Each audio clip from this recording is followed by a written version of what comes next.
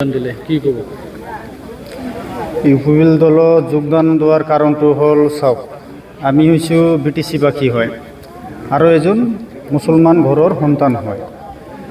আমি মুছলমান হিচাপে বা বিটিচিবাসী হিচাপে সবচেয়ে ডাঙৰ সমস্যা আমাৰ মাটি বাৰীৰ সমস্যা আৰু ভোটাৰ এনআৰচিৰ সমস্যা। 17 বছৰ হাগ্ৰামা ডাঙৰীয়াই চৰকাৰ চলাইছিল বিটিচি। আমাৰ মাইনৰিটিসকলৰ কোনো ধৰণৰ সমস্যা সমাধান কৰা নাই। আমাৰ কংগ্ৰেছ গভৰ্ণমেণ্ট আছিল অসমত, তৰুণ গগৈদেৱ 15 বছৰ CM আছিল। ইচ্ছা কৰিলে আমাৰ অকল মুছলিম বুলি নহয়, যিমান জনগোষ্ঠী আছে সবৰে সমস্যা সমাধান কৰিব পাৰিলে হয়। আজি এনআৰচিৰ সমস্যা, মাটি বাৰীৰ সমস্যা, কংগ্ৰেছ গভৰ্ণমেণ্ট যদি ইমানে ভাল কাম কৰিছিল তেনেহ'লে এই সমস্যাবিলাক সমাধান কৰিব পাৰিলে হয়, কিন্তু কোনো ধৰণৰ সমস্যা সমাধান কৰা নাই।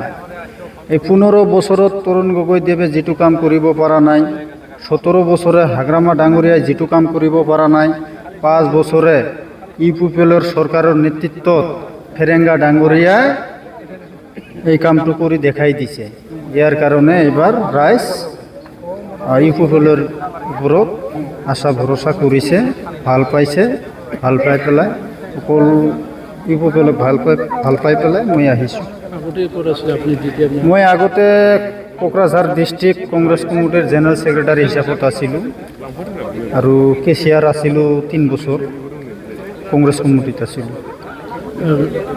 বেলেগ দলে আপোনাক যদি কিবা প্ৰলোভন যদি দিয়ে আপুনি গুচি যাব নেকি? বহুত তেনেকুৱা দেখা পায়।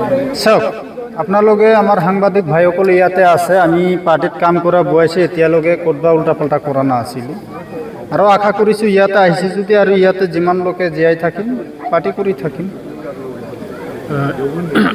পিছৰ সময়ত যেনিবা ইউপিপিএল চৰকাৰ যেনিবা যদি ইউপিপিএল চৰকাৰ আকৌ বনায়, ইউপিপিএল যদি আকৌ চৰকাৰ বনায়, আমাৰ বহুত সমস্যা এতিয়াও আছে।